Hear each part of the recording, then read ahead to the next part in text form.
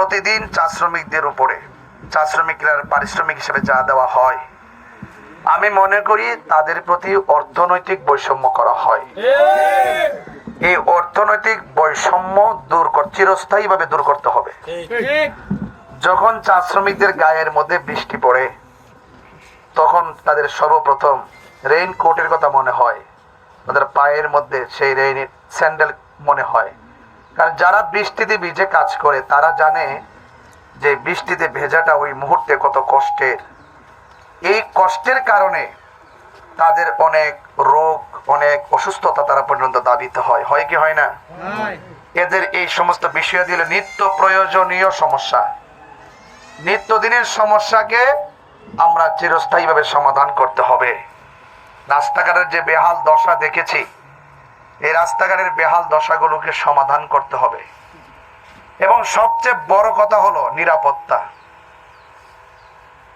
এই দেশে মন্দির আছে, মন্দির থাকতো নি? যদি কেউ এই মন্দিরের বিষয়ে যদি কোনো ধরনের কোনো লাল চোখ করে মন্দিরকে ভাঙতে চায়, নষ্ট করতে চায়, এবং সনাতন ধর্মী যারা আছে তাদের উপরে যদি কেউ জুলুম এবং নির্যাতন করতে চায়, আমি কথা দিয়ে যাচ্ছি, আমি আপনাদের পাশে সবার আগে দাঁড়াবো এবং কথা দিয়ে যাচ্ছি আপনাদেরকে কেউ চুল পরিমাণ কোনো ধরনের ক্ষতি করতে পারবে না ইনশাআল্লাহ। আমি অনুরোধ করব, আপনারা আপনাদের মহামূল্যবান ভোটটুকু শুধু মোমবাতি প্রতীকে আপনারা 12ই ফেব্রুয়ারি দিবেন। আমি আজকে এসেছি হঠাৎ করে বিশ্বদাতার কাছ থেকে আপনাদের সমস্যাগুলো আজকে জানবো। এই সমস্যাগুলো আমি কোট করব, সেইগুলোকে শতভাগ সমাধান করব। আর পাশাপাশি আপনাদের মাঝে আমি 3টা জিনিস নিয়ে কাজ করব। কয়টা বলছি? 1 নম্বরে শিক্ষা, 2 নম্বরে চিকিৎসা, 3 নম্বরে অবকাঠামো উন্নয়ন। অবকাঠামো উন্নয়ন কি? সেখানে আপনাদের যে জীবন মানের যত কষ্ট আছে, সেই কষ্টগুলোকে চিরদিনের জন্য সমাধান করা। আমি সেদিন একটা বক্তব্য শুনে চোখের পানি ধরে রাখতে পারি নাই। একজন শ্রমিক ভাই, চা শ্রমিক ভাই বক্তব্য দিয়েছিলেন। বক্তব্য দেওয়ার সময় তিনি বললেন, যেই টাকা আমরা পারিশ্রমিক হিসেবে পাই, আমরারও তো গোশত খেতে মনে চায়, আমরারও তো একটু মাছ মাংস খাইতে মনে চায়। এই কথাটা আমার হৃদয়ে লাগছে, আমার কলিজাতে লাগছে।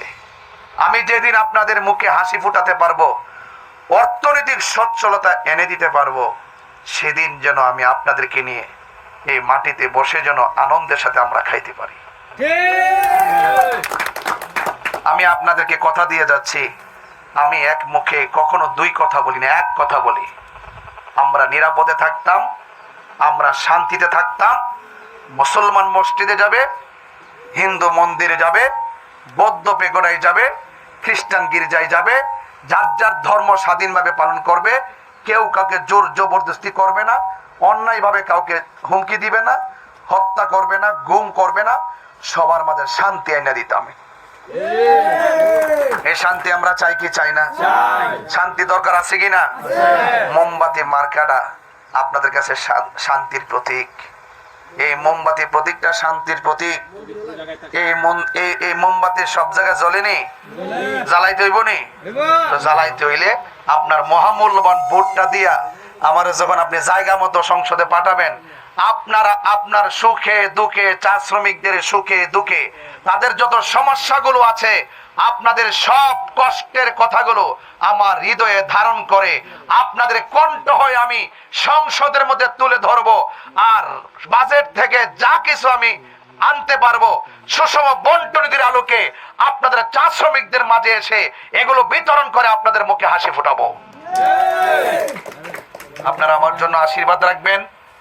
বিশ্ব দাদা আছেন, আশীর্বাদ রাখবেন। আরো যারা আছেন সবাই, আজকে আমরা যেহেতু দাবি নিয়ে, অনেক বড় দাবি নিয়ে এসে পড়ছি। বিশ্ব দাদা আমার বাচ্চা ভাইয়ের বন্ধু, তো বন্ধুর বাড়িতে বন্ধু আসলে কি নোটিশ লাগে?